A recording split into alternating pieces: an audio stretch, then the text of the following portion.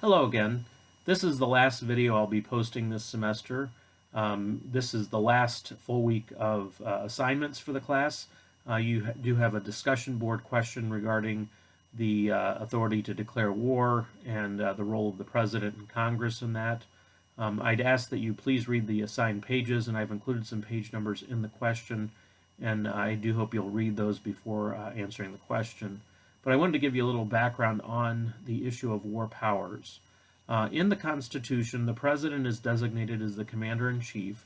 That means he or she is responsible for authority over the military when they're engaged in action or even during peacetime. The framers of the Constitution wanted a civilian to be in charge of the military. But they did not want to give all the power of the military to the President alone. So you may remember from a previous chapter that the authority to declare war belongs to Congress, not to the President. So the President's the leader of the military. Congress has the authority under the Constitution to declare war against another country. Another power that Congress has is the authority to spend money. So if a president wants to send troops into foreign countries, he or she is required to get the congressional approval for the money that would need to be spent to do that. Now, the question that's come up recently is, can presidents send troops into battle for a limited amount of time without authority of Congress? It is a very controversial issue. Presidents argue that they should be able to respond to emergencies as quickly as possible and not go through to the trouble of consulting with Congress and getting its authority. But Congress argues that it is the branch in the Constitution that's supposed to declare war, and that has never changed. And so there's always this tug of war between presidents and Congress over that issue. It's become partisan in recent years. Sometimes it depends on which party's in charge of Congress versus which one's in charge of the presidency.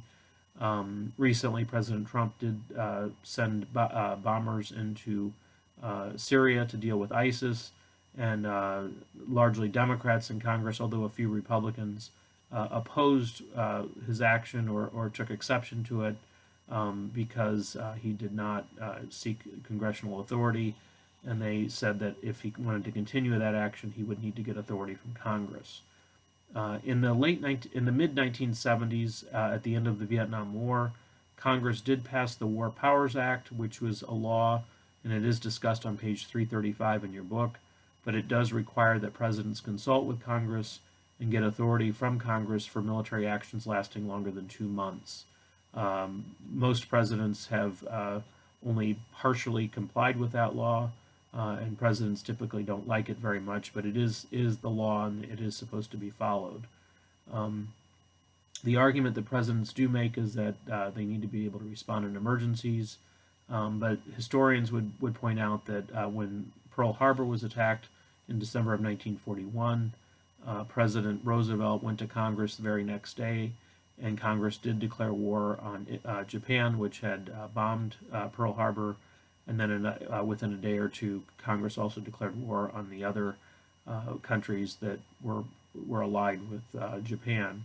So it is possible for Congress to act quickly in emergency situations and to declare war. So in any event, it is a back and forth thing. Congress also has the authority to spend money, which is discussed in the chapter. So I do hope you'll read the pages before answering the question, and just think about the Constitution. Should presidents consult with Congress? Should they get some authority from Congress before engaging in military actions, or are they sometimes justified in not doing so? But again, keeping in mind what the Constitution says and also what the War Powers Resolution says. All right, so I hope you have a good week, and we will be wrapping up the semester very shortly. All right, take care.